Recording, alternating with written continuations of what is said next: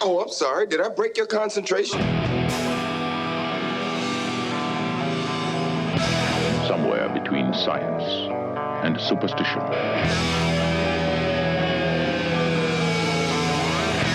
We have such sights to show you.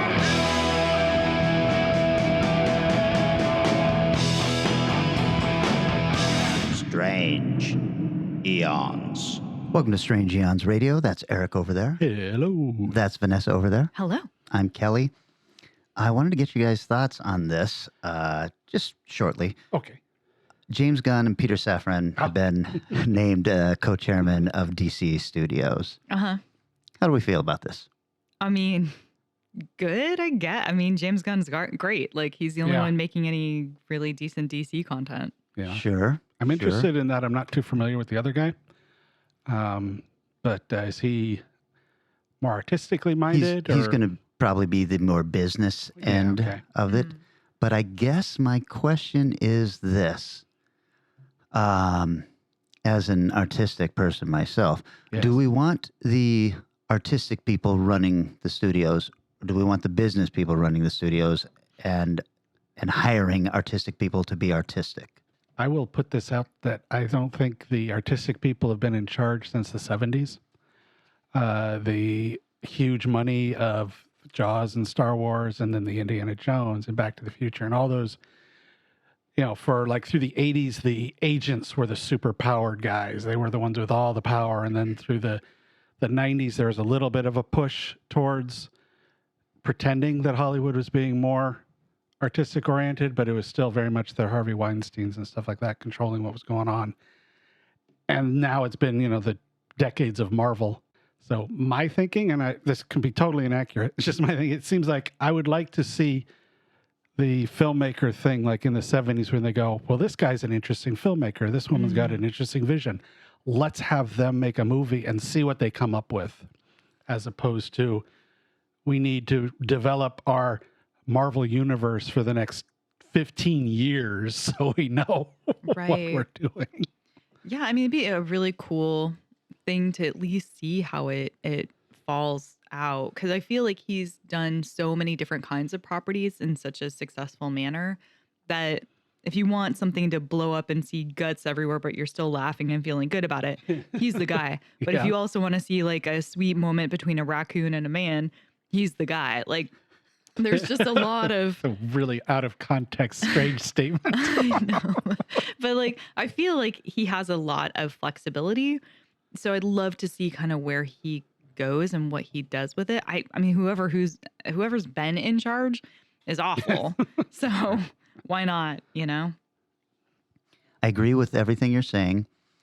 I will also point out, though, he is a white dude in his 50s, and he might be kind of hip now past his age, but 10 years from now, is he still going to be hip? And are we going to start seeing DC that looks like the Suicide Squad all the time? Because that's his sense of humor and that's what he wants from other filmmakers and things like that. That's why I ask if we're okay with putting somebody who's got such a strong artistic vision in charge of that part of the company. Yeah, I mean, right now I feel like there's no personality to these films anyway. So like, I don't mind too much, but I do see your point. Will there be room for other kinds of artists who might be able to come in and shake things up if he's in charge with his specific goals? But I don't know. He also seems like a cool dude. So it's hard to say. Not knowing enough about, like, I haven't read a biography or something or anything on him. So I don't know if he's got like the weird Roger Corman ability to find and massively exploit really talented people, or if he, would, in that case, he'd be not exploiting them. He'd probably be paying them a friggin' mint, but does he recognize talent beyond his vision of talent? So at least it's somebody interesting, and it's not the latest MBA who's coming from Bank of America to run whatever. Like it has been for so long. I agree. I know that Michael Rooker has got to be happy because he knows he's going to work forever now. Yeah, no kidding. How many paychecks would you like, sir? You guys, did I talk about the Let the Right One In TV series? No. I missed this one. Oh, 4 episodes as of this recording Whoa. on Okay. Showtime. Oh, that's why I missed it. It's changed the story just enough to make it interesting, but there are other things that I'm not sure I love. So in this, the little girl who is the vampire, she has just become a vampire, and her dad is helping her deal with it. So he's out there killing people for her. Interesting. Huh. Okay. And I wasn't sure how I'd feel about it, but the dad is played by the same guy who was the drug kingpin in Weeds, real handsome shit. Yeah. Spanish. And he's got this face that's kind of craggy and serious and sad at the same time. So I think that he's definitely the reason I'm loving watching it. But they are also now introducing there's a B plot that's going on where there's maybe a street drug that is turning people into vampires also, and that was when I was like, oh, I think you guys have kind of missed the missed the plot of what this show or the movie was about. Still, it's a very minor B plot. It hasn't amounted to anything yet, and I don't know. I was prepared to hate it. I'm liking it so far. That's cool. That's pretty cool. Well, did you guys check out the Cabinet of Curiosities so far? Not yet. Oh, I have. Yes, Did you get past the first episode? I've seen almost all of them. Okay. Does it get better? Because I've only seen the first one and it was god awful. Did you think so? Yeah. I didn't mind it. I think they get stronger from there. Yeah, for sure.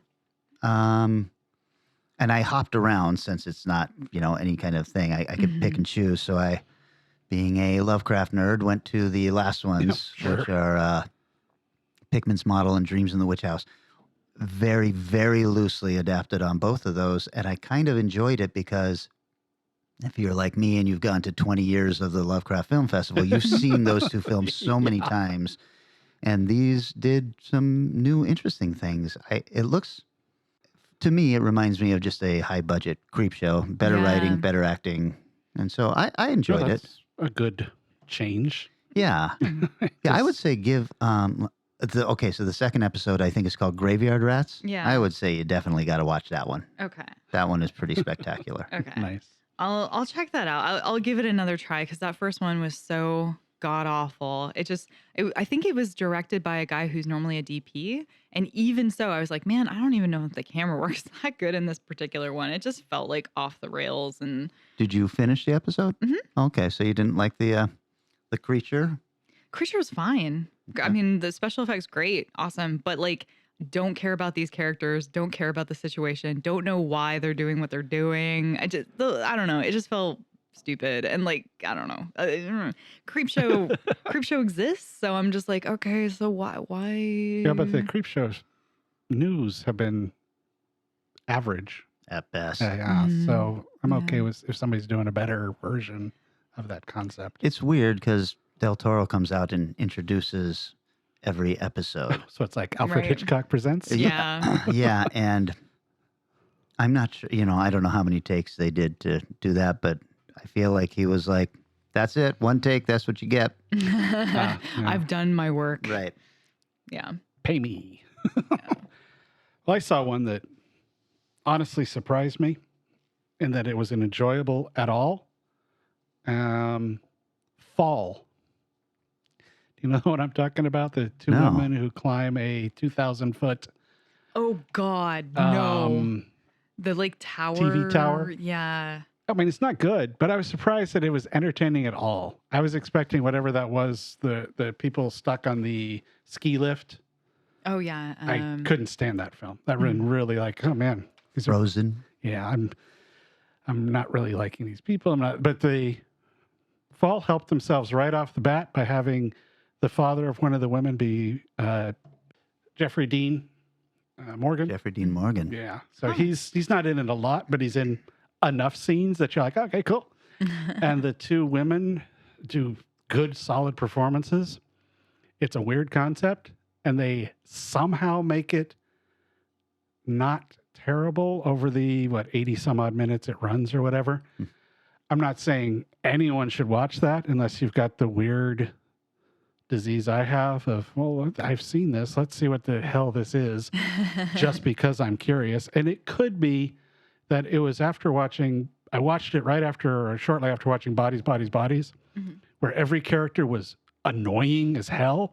And these two are very likable. Right off the bat, by comparison at least, these are two very likable women involved in trying to move forward with their lives after a horrible accident. And it's like, oh, okay. I'm along for this ride. Is this a Shudder? Probably.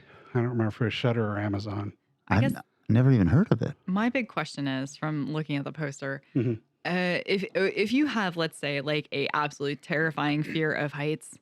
Do not watch this. Okay, that No, was Jesus, man. Because I'm really, really, really bad with heights, and I sat through that Amazon like hot air balloon movie, and that was a lot for me. So I don't know if I can do this. Do not watch it. It had a few moments where I was like, oh my God. Like when they drop something off and the camera watches it fall, and like the moments where they almost fall and stuff like that of course happen in a movie like this, are done actually fairly well. Far better than the Frozen one, where I was like, why did you guys just jump down? What are you, like 50 feet in the air?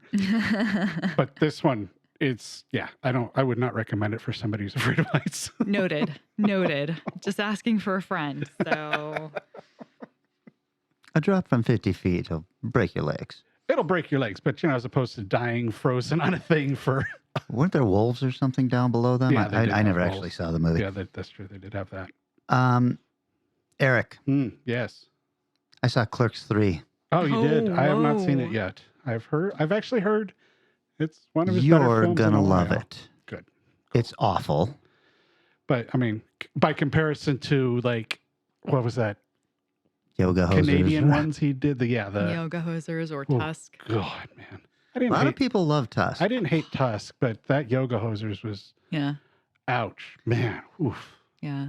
I was actually enjoying this, and then and then he pulled one of his things. God, he really fucking loves himself. I wish. This is true. I wish that I felt this good about myself ever. I wish I loved anybody as much as he loves himself. And so it turns into a movie where Randall has a heart attack. Oh, right. And then he comes out of it with a new outlook on life. And what he's going to do is make a movie. And it's basically Clerks is the movie he's making. Sure. And it was so fucking self-serving and everything. I was just like, I wanted to drive down there and kick his door in and kick his skinny ass all over the place now. He is that now. That's true. He's uncomfortably skinny looking. Mm-hmm. It was fun in a weird curiosity way to see all the actors. Everybody comes back for a brief moment, and so you're like, okay, look at that, wow. But otherwise I just sat there just angry, furious, I would say. Incensed, Vanessa. Definitely not your thing, huh? I'm shocked you even press play on it in the first place. I have a podcast where people want to hear my opinion on Kevin Smith. I don't think so. That's new information to me, but I believe you. I'm surprised you have time for this podcast. So here's a question: have we talked about Werewolf by Night? Yeah. Okay, we have. Okay.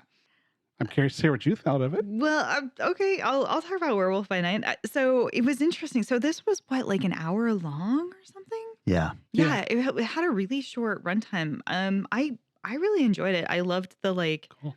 black and white nature of it. I liked the way they set things up. I really liked is it Man Thing? Mm-hmm. Yeah, he was killer. That was such a good use of. Yeah, that's really well done. Yeah. The actress in it, I can't remember what else I've seen her in. The actress? I'm not sure. Yeah, the girl who's like the daughter who shouldn't really be there fighting, and Right. but is anyway. But yeah, everybody was very watchable. It The seemed lead fun. guy is from one of those, there's a weird little show you watch that you just never mention too much Yeah. to anybody, but I really enjoyed. Heard of Mozart in the Jungle? No, I mean I've heard of it, but I never saw it. It's wonderful. At least Mhm. the first couple seasons are really good. And he's the whole story of Mozart in the Jungle is there's this superstar conductor who's going to come and save get all the proceeds and stuff they need to keep the New York Philharmonic going. And he plays that conductor.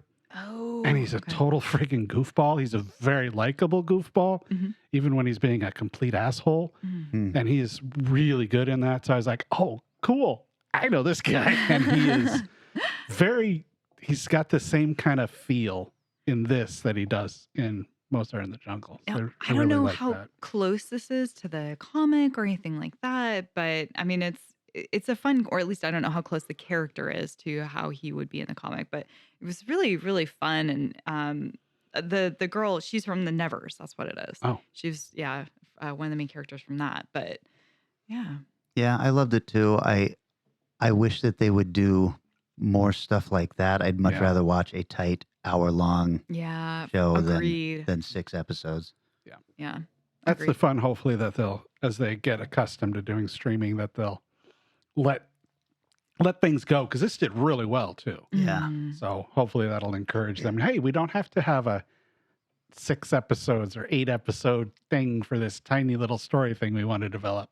We can just do a mini movie about it. Well, and they were smart on turning the man thing into kind of another version of Groot Yeah. instead of Yeah. what he really is, which would have been, I think, hard to show on film. Yeah.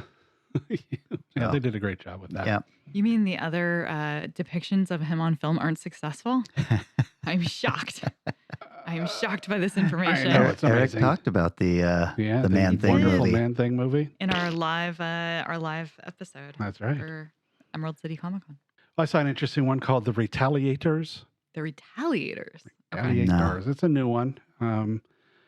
It's got one of the, I don't know if either of you watched the show Rescue Me. Mm-mm. I think Kelly would love Rescue Me. I watched a few episodes, yeah.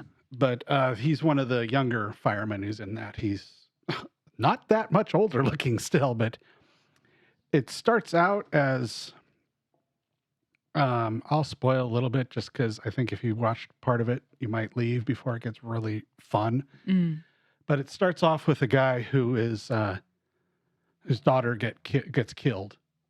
And he gets in a situation where he can have revenge against this guy. And it goes from being sort of a procedural to a balls out gore fest. I mean, the violence level in this film is outrageous. And it's a lot of fun. It's done with a tongue-in-cheek level kind of violence. And if you're into that kind of shit, I wholeheartedly recommend checking out The Retaliators. The Retaliators. Okay. What is that on? That is, wow, that is one that I always go to Shudder because I've watched so much on Shudder Right. recently, but I've also been watching some stuff on Amazon Prime, so it's one of those two, was my guess. Okay, cool. How do you guys feel about taking a little break? Yeah, I could take a break. Okay, and then when we come back, we're talking about birds. Birds.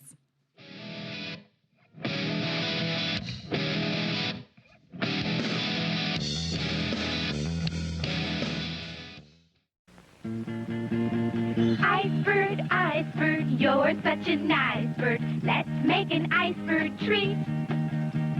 Scrape in the ice to fill the cup. Then add the flavor, eat it up. Yum, yum, yum, yum. How about another one? Icebird, you're a lot of fun. Icebird with 5 flavor packets. Icebird, new from Kenner. We have returned. Vanessa, this was your subgenre. You wanted to do something kind of Thanksgiving-y. Yeah, I wanted to, have a topic surrounding the idea or the, use of birds in film. But I will say, I regret it. I regret it a lot. I love the idea of this. And yet, first movie came up, was like, maybe I'll finally watch Thanksgiving. It was sent to me as a gift. And watched the trailers for it, and I was like, I cannot do this. At least not, you have to be in a certain place to be able to sit through either Thanksgiving 1 or 3, and I was not there. So then I was like, okay, I'm going to watch Birds 2, Land's End. You cannot watch Birds 2, Land's End. No one has it, including YouTube. And I didn't really have time to download it. So. I've seen that. You dodged a bullet there. I'm going to buy it. Okay. Vinegar Syndrome has a special edition. So I had a list of some other movies, and at that point I was getting a little desperate. So I went with the next one because it was available on YouTube for definitely free / legal ability of watching. And that was the movie The Vulture. Along the bleak, sinister Cornish coast, superstitious villagers believe a terrifying legend. A legend of a loathsome beast that rises out of a 200-year-old grave to seek an awesome revenge. No.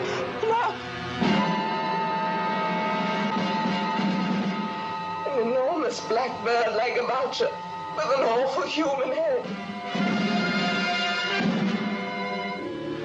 From the grave has come this creature with a threat to wipe out every member of your family, from the youngest to the oldest, in that order.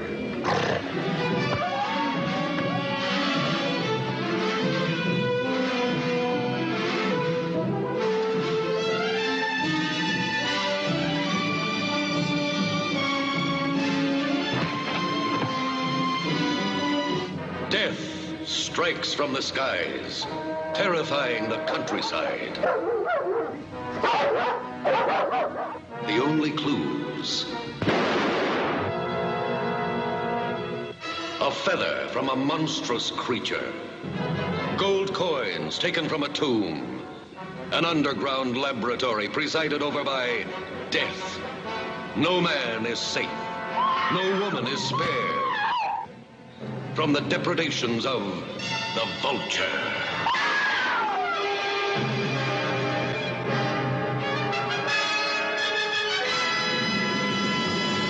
(1966/1967) is when it came out. It had its first kind of screening in 66, and 67 it was worldwide.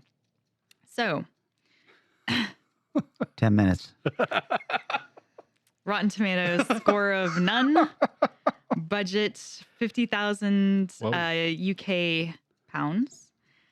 Box office of unknown. Written and directed by Lawrence Huntington. 42 credits, including Adventures of Sir Lancelot, Contraband, Spain, and Men on the Run. Starring Robert Hutton as Dr. Eric Lutens. He has 89 credits, including They Came From Beyond Space, The Steel Helmet, Invisible Invaders, and Destination Tokyo. Also, Akim Tamoff as Professor Hans Königlich.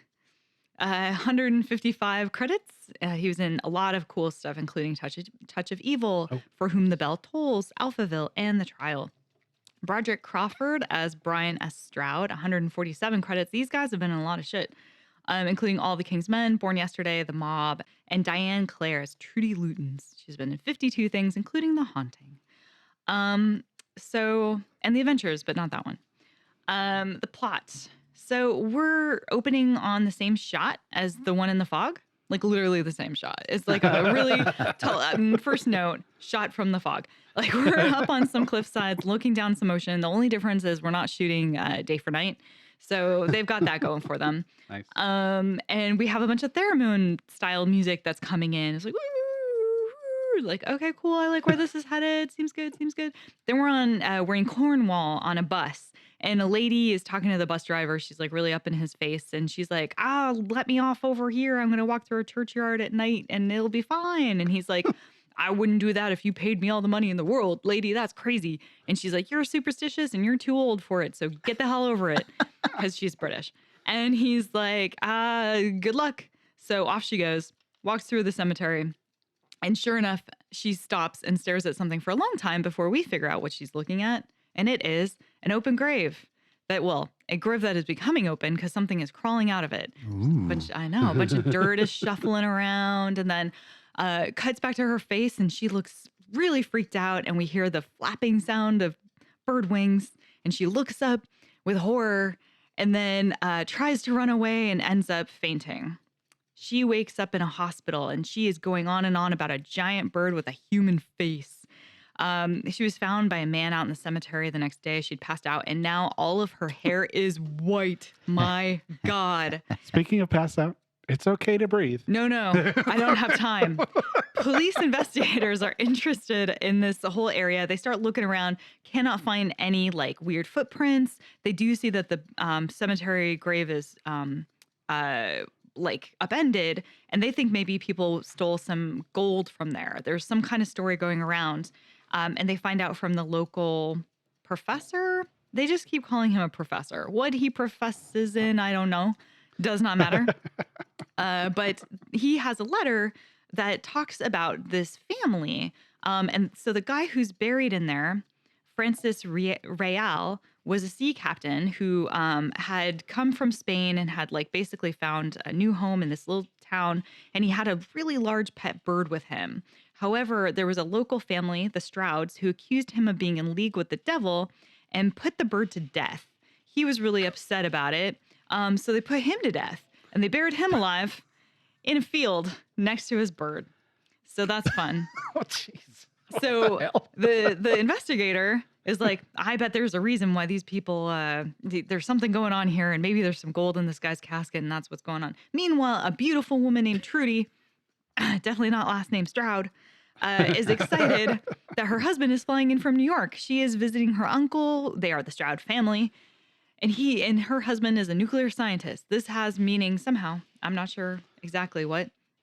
He arrives back, and immediately this like nuclear scientist guy is obsessed with this entire situation. He goes and investigates the woman with the white hair. I'm like, did they just let anyone in here? He goes and talks to the professor. He's like, show me the letter. I'm going to have to slow you down. No, I'm fine. It's great.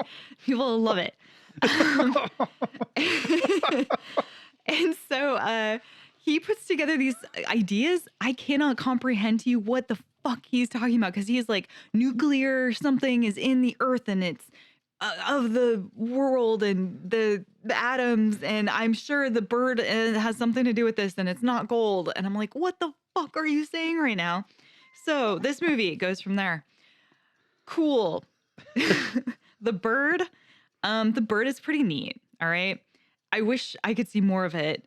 Most of the time, you just see some really big bird legs that just come in and place themselves on people's shoulders and carry them away. Fantastic. That is the best part of this movie. Oh, it happens. I have seen a shot. I haven't seen this film, but I know exactly what you're talking about now. Those moments are beautiful. Oh my God. That's cool. There's a nest area that they kind of like find in the cliffside. That's really cool. There's a dead sheep they find on the beach that's just guts everywhere. That's pretty cool. And there's this moment where like, I think the creature also has human hands. So it gets the first guy by knocking on the window, and the guy comes and he gets birded. But later there's a sequence where the thing wants to get another person, and there's a hand knocking. But the hand kind of sneaks into shot, and then if somebody walks by, the hand sneaks away again. And this is like back and forth of like the hand trying to sneak in and knock, and just being like outwitted by people coming through the room. The things I don't like about this movie, it is the same set over and over and over and over again. We go to the rich dude's house. We go to the lawn. We go to the beach. And then we go back again over and over. And sometimes people leave for no reason. And we watch them leave. And we watch them come back. And we watch them leave. It is effing boring. It is so boring.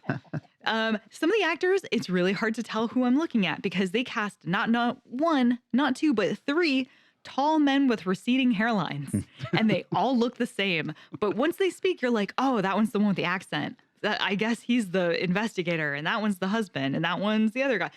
They also have someone who's basically a riff-raff cosplayer who just kind of appears all the time for no reason. He's like pale, white, pasty skin, white, long hair, and he's the crazy church sexton. I don't know why he's there. Cannot tell you. I just know he just randomly appears in a very shiny black trench coat.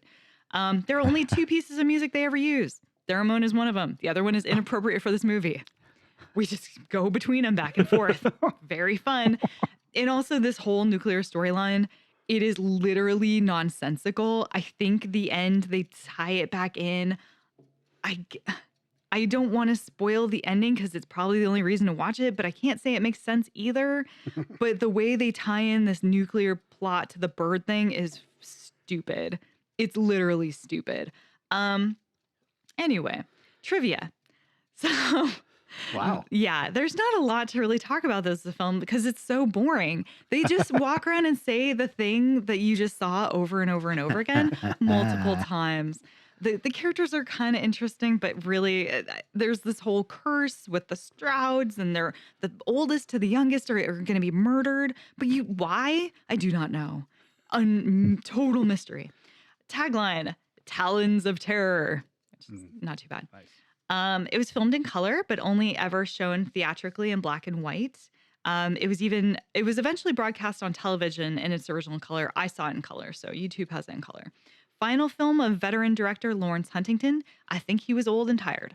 Don't even think he wanted to be there anymore. Co-production of Canada, UK, and the US. It was filmed in the UK. Script was based on an original story by Huntington, but was first known as Menutora. He sold it to producer Jacko Lement, who managed to get some financing from Paramount, provided American names were cast as the leads, which makes very confusing moments where you're like, why are Americans in the UK? For no reason. I don't know. They never tell you. TV Guide awarded this film 1 out of 4 stars, writing, ridiculous casting makes this one a laugh riot. You can skip this film. Just watch the bits that Eric saw. Just find the bits where the bird comes. It's just a still picture, actually. So you're good. Find a GIF. Find a GIF and you'll be as joyed as I was. What year was this? 1966. Huh. Okay. I have never heard of this. It's it's watchable-ish. I think it's in a book I read a lot as a teen. I think I still have it, but the Golden Turkey Awards put out a book. And it's like this big old, wow, look at you. I finished before my time. I think it's in that book. I win. I just never get tired of you picking a subgenre and then hating the movie that you finally pick in the subgenre you pick. I'm pretty bummed about it. I'm not going to lie. I feel really upset and I feel betrayed by my own creative ways. Eric, you want to go next? Well, after that crushing depression, let's just dive right in.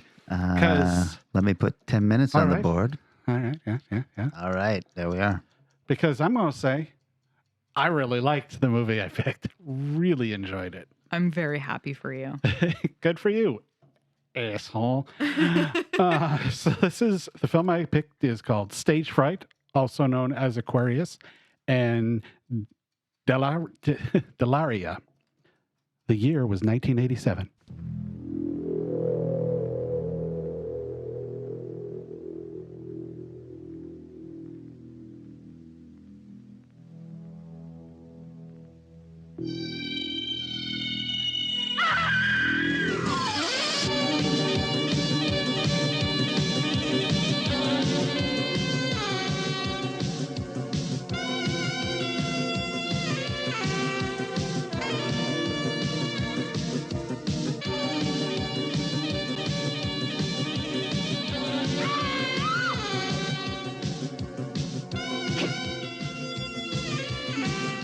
Maniac is hiding in here.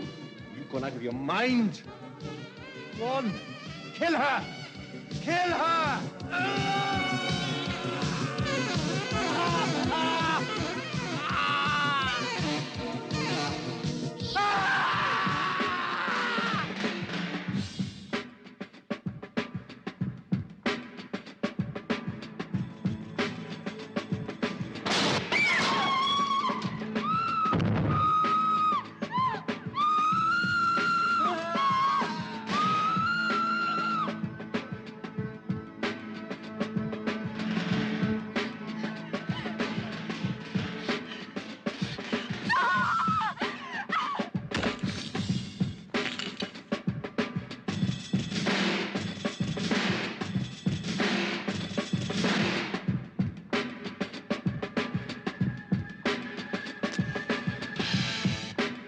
What are we gonna do now? got to find the key.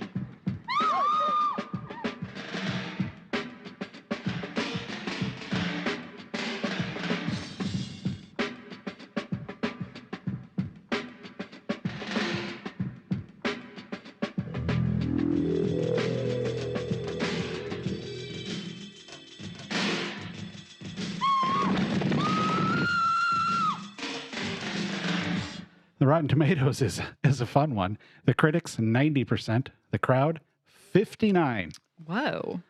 Critics love it. It's a weird one. Budget, $3.9 million. Box office, $182,000. Oh. So I don't know. I wonder if that's just like domestic to Italy or something. The director, I believe it's pronounced Michele Soavi, who's, you'll know, because he directed The Church. Yeah. He directed Cemetery Man. Nice.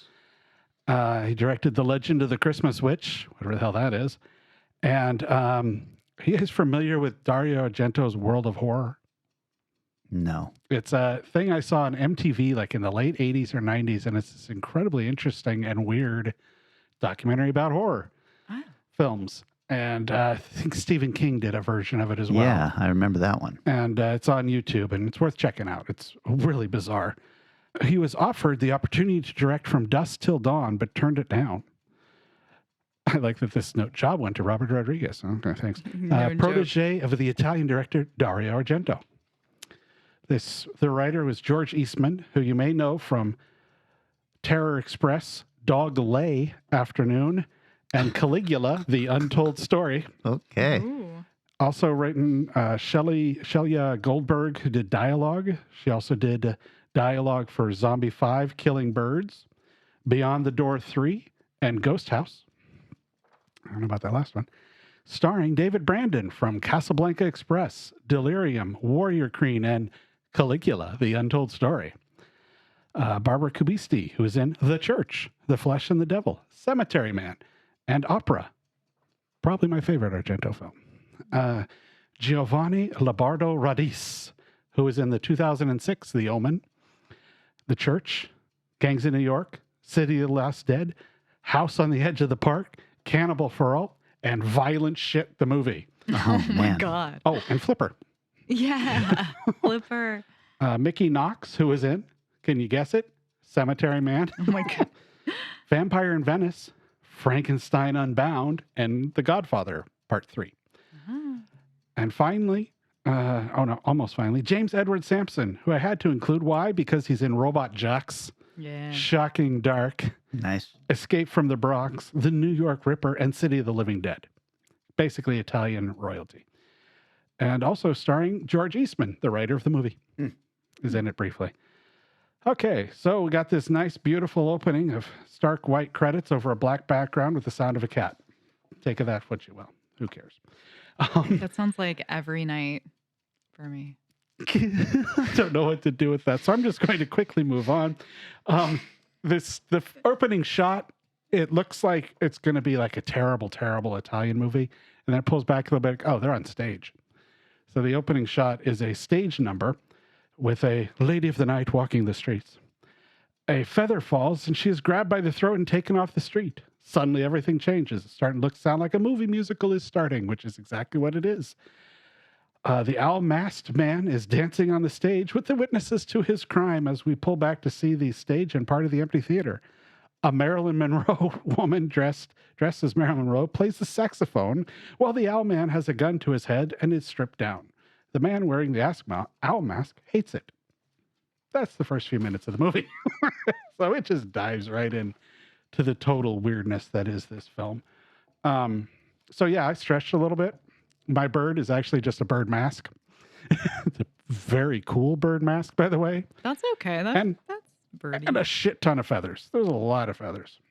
The producer, you can easily fix him. He looks like a cross between cliche noir detective and, I just blanked on his name. The detective from Who Framed Roger Rabbit. Bob Hoskins. Yeah, it looks like kind of like a low-rent Bob Hoskins. Okay. This is The Night Owl, is what you're watching. But not really, because they don't do much with it. It's a mess of a stage production. It's ridiculous. Everyone is catty and annoyed and hates each other. One of the lead ladies twists her ankle and goes to what she thinks is a regular hospital, but no, it's an asylum. Oh, no. And in this asylum, she finds that there's a serial killer who's a actor. Guess what? Who escapes from the asylum and goes in the car back with them to the thing? So he ends up getting back there and running around and steals the owl mask and hilarity and some decent kills. But I mean, it's fine.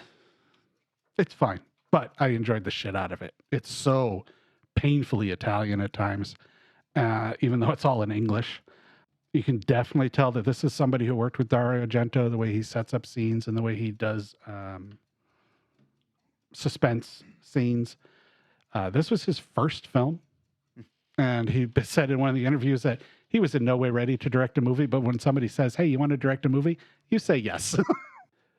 The director tries to call the whole thing into a giant, all the people getting killed, he tries to turn into a giant promotional event. So everybody will come and see the movie. Or see the play. I'm like, I don't know if that's going to work, dude. It's a lot of style over substance. I have told you basically the entire plot of this story. It's very simple. It's very basic. I think it's a lot more giallo than a slasher, just because of the way it looks. I mean, it's a slasher movie in that a lot of people get slashed and killed. But the setups and the way things are done is much more giallo looking. And I'm not sure why they sort of tried to frame it as a mystery, because the killer is kind of obvious. Right. I mean, it's like, the music goes way over the top at times, but it's still fun. Tagline, Theater of Death. I didn't mean to flip my page over completely, so I cannot read it. But the Theater of Death, tagline straightforward. During a screening at the Fantasia Film Festival, this was years later, this wasn't his original run, but the cast or the crew of Fantastic threw feathers all over everybody in the audience watching the movie. That's pretty good. Which goes right to the finale of the film. I said it's his first film. And I was like, okay, I remember when you talked about The Church, Tony was on and he brought this film up. And you'd asked about The Mask. There's surprisingly little information on The Mask other than people talking about it being cool. But I did ask Tony if he had any other cute, cool, little interesting things. And he said that Savai was also he was second unit director on Tenebrae, Phenomena, Demons, and Baron Munchausen. Oh. And the George Eastman was the title character in The Grim Reaper. Oh, let's see. Wallace and nobody cares about that. The loud musical score that I was saying got very loud was taken from Sergei Eisenstein's Battleship Potemkin. Oh, okay. Interesting. David Brandon played Caligula in Joe D'Amato's Caligula the Unknown Story, while Robert Gliva played Caligula in Lawrence Lorenzo's Caligula Slaves. There's a lot of Caligula going around. A lot, yeah. All movie awarded, let's see, Stage Fright is primary for the horror audience, but they are likely to enjoy its visually inventive approach to the usually humdrum slasher subgenre, calling the film a good example of how style can triumph over substance in a genre effort. Horror Hound named it the number 12 in the 20 most underrated slasher of the 80s. And Lee gave it 1 out of 5 stars on Amazon, saying, the movie also known as Stage Fright, with a space between stage and fright. Oh, cool. Love it. There you go. Wow. Any nice questions? work. No, I just remember I like this movie, and you know I'm not a big Italian horror guy, but it does feel Italian, but I guess I didn't think it felt very giallo. It could be I've watched so many recently. You know, in the last couple of years, I've just watched a ton of giallo that I hadn't seen before, and I think that's shoehorned into my viewing of it. I forgot the name of the movie. There's one I watched a while ago that people were calling exploitative instead of giallo, and I thought it looks very giallo. Then I watched a lot of exploitation films, and I go, I understand now. Right. Look at both of you guys getting your stuff done before the 10-minute timer. This is no longer fun. Oh, I'm sure it will be. I'm sure in the future it's going to play a role. Yeah. Multiple times. Well, okay, I'm putting 10 minutes on the board. I am telling you what I watched, and I was really happy with this, Vanessa. God damn it. I chose from 1963, The Raven.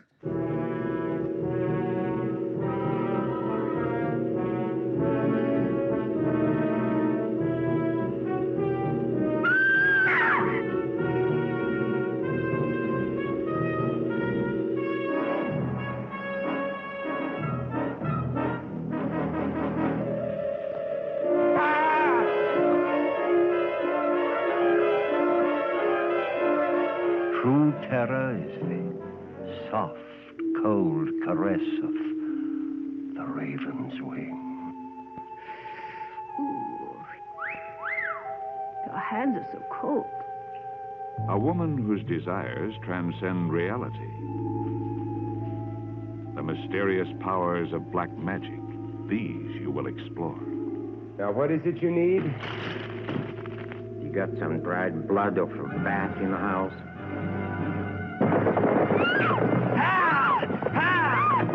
The Raven will take you careening through the darkest of dangers. Into the ominous mystery of a master magician's evil castle. Afraid, my dear? I offer you a choice. The secret of your hand manipulations, or this against this. Well, don't just stand there. Do something.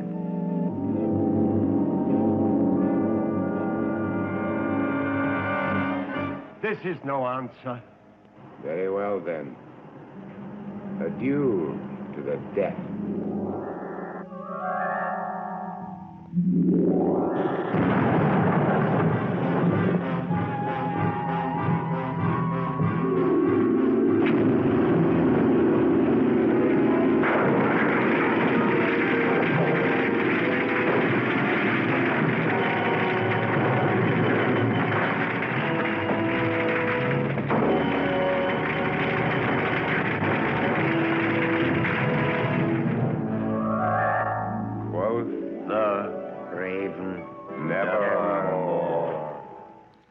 Really? It was like almost the same year, almost the same. Like, how come yours didn't suck? It just didn't. Budget of $350,000, box office of $1.5 million. Rotten Tomato critics give it 83%, and the audience gives it 63%. This was directed by Roger Corman. Oh. 56 directing credits, including Not of This Earth, Teenage Caveman, She Gods of Shark Reef. He also has 515 producer credits. Holy shit. He could have done better. Written by Richard Matheson. 91 credits, including Jaws 3D, The Night Stalker, and The Night Strangler, all three of which I have spoken about on this very podcast. This is true. He is also the author of the finest vampire novel in the world, I Am Legend. Very true. They list Edgar Allan Poe as a writer, but come on. And what did he do? Right. He even come to set, you know? It stars Vincent Price, 211 credits, including Last Man on Earth, which is the best of the I Am Legend adaptations. Also true. The Fly, House of Wax, Edward Scissorhands. And I will tell you the other actors as they appear, because I was quite shocked when they do. You're going to put the trailer in, and so I'm sure everybody will hear this, but you guys will be shocked as I was as I get to them. When I say you guys, I mean the people at my table. So it opens with Vincent Price reading the poem, The Raven. He's narrating the poem, and it's actually really great to just hear him narrating the poem, but it makes no sense because it's the year 1506. Oh, my. Oh. And he is a retired sorcerer named Dr. Erasmus Craven. So apparently Edgar Allan Poe just ripped off somebody. Of course. That's Craven the Raven. I get it. Okay. And he is mourning the death of his wife, Lenore. He's in his chamber. His young and beautiful daughter comes in, Estelle, and she has brought him some milk. And they discuss Lenore a bit, who was only her stepmother, so she doesn't have the connection to her that her dad does. But Vincent is really having, or not Vincent, Craven is having a really tough time with her. She's been dead for 2 years, and he actually has her body in a coffin in a different chamber with a painting of her above it. Nice. Yep. Oh, my. One should be so loved. So Estelle heads to bed, and as Craven is in his chamber, you guys, he hears a tap, tap, tapping upon his chamber door. Oh. This is my first indication that this movie is kind of more of a silly comedy. I didn't realize that going in, but as soon as the music starts, it's got like the 60s silly, like the odd oboe note when something and stuff like that. He bangs his head against a telescope and shit. I was like, oh boy. He's looking for whatever is making the sound. And what do you guys think is tap, tap, tapping on his chamber door? Well, if it's a comedy, it's going to be like a random dude or something. Monkey's paw? It's a raven. Oh. Shit. Right. How did we miss that? I don't know. So it's a raven outside, and he lets it in, and it flies around a little bit, and pretty soon it starts speaking to him. As you do. In the voice of Peter Lorre. Yeah. Wow. Famously weird-looking and sounding actor from Fritz Lang's M, Casablanca, The Maltese Falcon, and Invisible Opponent, which I have spoken about on this podcast. Yes. So the Raven claims to be Dr. Adolphos Bedlow, who has been turned into a raven by the evil wizard Dr. Scarabus. Everybody is a doctor in this. This is really off book. And he wants Craven to turn him back into a human, but Craven doesn't really know how to do that. He's kind of a retired sorcerer anyway. His dad was really the sorcerer in the family, and he's like... so Bedlow tells him all the components he needs to make the spell, and poof, pretty soon we have Peter Lorre in person. But the best part is the spell didn't go completely right the first time, so he has these gigantic raven wings instead of arms. Oh, shit. And it's pretty fun. But pretty soon he's fully human. So he's trying to convince Craven to help him exact revenge against Scarabus. But Craven isn't interested until Bedlow says, your wife is not dead. I saw Lenore in Scarabus's castle. And so they go and look at the body, and Bedlow is like, well, I don't know what to tell you. I get that you got a body here, but you've got something, a spirit over in this castle. So Craven's like, all right. So we are now off on a quest with Craven and his daughter Estelle and Bedlow, but they have to pick up Bedlow's son, who was very young in 1963, Jack Nicholson. Oh, yeah. There you go. 78 credits, including Chinatown, The Shining, Witches of Eastwick, which I've spoken about on this podcast. It's a running theme. It's like we've done 201 episodes. He looks great in this. First of all, he's very young and handsome, and he is wearing this ridiculous Robin Hood type outfit, including the hat with the gigantic ostrich feather in it. It is worth watching this movie just to see this. Oh, man. They get to the castle, which is a fantastic miniature, and Scarabus is revealed. It is none other than Boris Karloff. Oh, my God. Wow. 205 credits, including Frankenstein, The Old Dark House, Isle of the Dead, and How the Grinch Stole Christmas a couple years after this. Yeah. Ah. So from there, it just turns into a lot of fun. There is a little twist that I didn't see coming. I like that. There's also an extended wizard duel when they decide that Scarabus and Craven have to fight, and it's got just these really bad 60s special effects, like light effects that have been like scratched into the film and stuff. And it's, I don't know, it was just so fucking charming that I was like, oh, I really love this, especially watching both Boris Karloff and Vincent Price like waving their hands and not knowing, how special effects were being made. So they look completely out of place doing this. I have a little bit of trivia. First of all, I just need to say, this movie was a joy to watch. Nice. I told my brother last night that I had seen this, and he goes, is that with Vincent Price and Peter Lorre? I was like, yeah, good memory.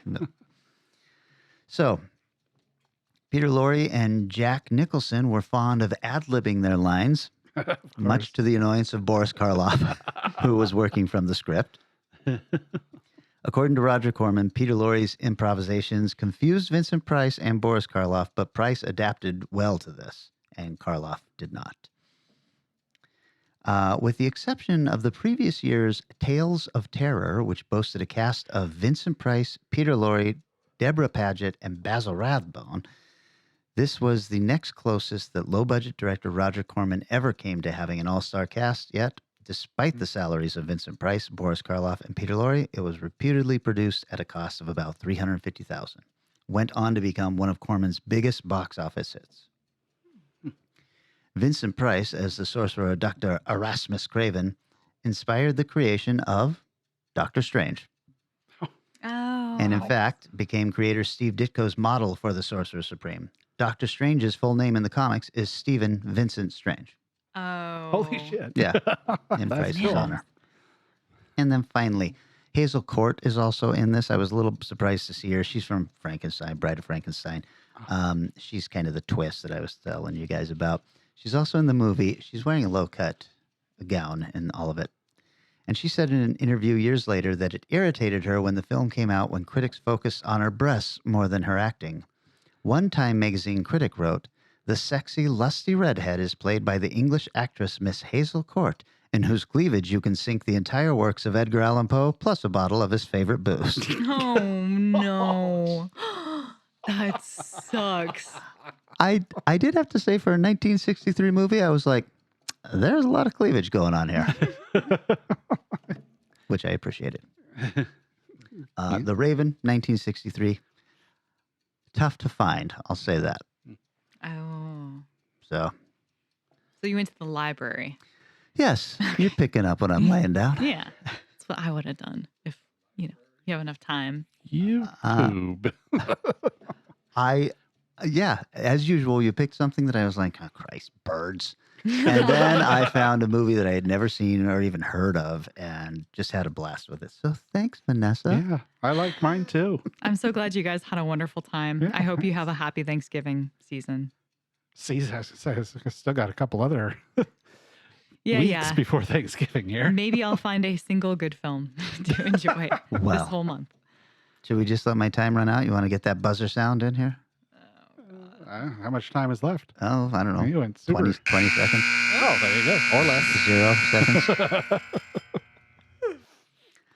Eric, I believe it is your choice for the next subgenre. Oh. No. It is yours. Eric, I believe it is my choice for the next subgenre. All right. In that case, I have something special planned for you. Okay. Ooh. Will it be very specific or slightly abstract? It's going to be slightly abstract. Okay, cool. In fact, I don't even know how to exactly say it. It is going to be, in keeping with this whole Thanksgiving thing, since we're apparently not doing ninjas this year.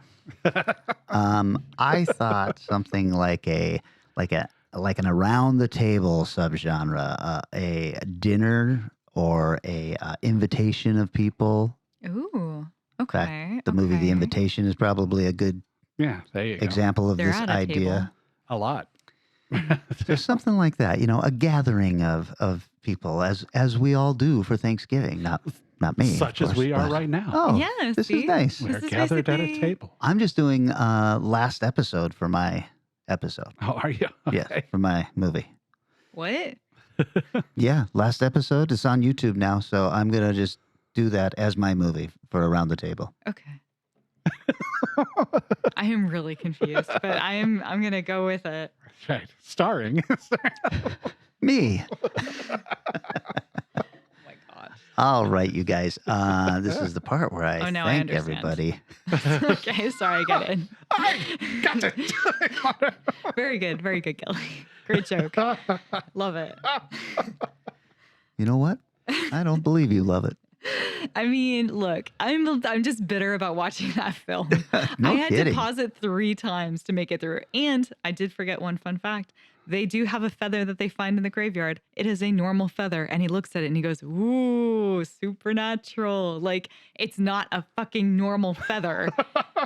Yes, it is a giant bird, but it only has normal feathers. Anyway, go on to thank people. The bitterness eeps out.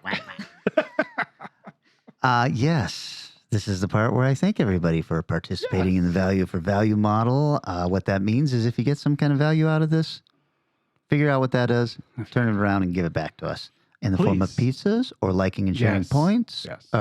posts, and reaching out to us. Eric, what's the phone number? If you want do to. this every damn time. Vanessa, what's the phone number? Did you write it down? All right, what an idea. 253, I think. Tell me if this is wrong. I don't know if right. 253-237-4266. That's right. Yep. That is the number if you want to reach out and drop us a message. Give us a call. Go old school, reach out and touch someone. Right. And if you do that, please let us know on the message if it's all right if we play your message on the air, such as it is. Thank you. Or if you just want to leave it between you and us. Right. I mean, if it's a dirty message meant for only my ears, that should be interesting because we will still all listen to it together. Yes. We won't know ahead of time. Wow. Cool. Well, that sounds good, except for that last part. Yeah, and thank you everybody for all the really kind things that we got on our 200th episode. That was so much fun. Oh man, it was so good. It was so great to hear from you guys. So, we love our fans. We love doing this and keep listening. Spread the word. Thank you. Enjoy the fun times. Wow, are you guys done? I have no idea. Okay, because we love these people so much that we just keep going. Could you talk now? That's our show. We will be back in 7 short days, and we're talking abstractly about Around the Table. Transportation and other considerations for Strange Eons Radio, produced by Pan Am Airlines. When you think of traveling, think of Pan Am. You can't beat the experience. Guests of Strange Eons Radio stay at Econo Lodge Everett. It's an easy stop on the road, if you know what we mean. Strange Eons Radio is recorded live in front of a studio audience. If you enjoyed this episode, please consider leaving us a positive review on your favorite podcast app. Sit, Ubu, sit. 253-237-4266. That's new information to me, but I believe you. I'm surprised you have time for this podcast.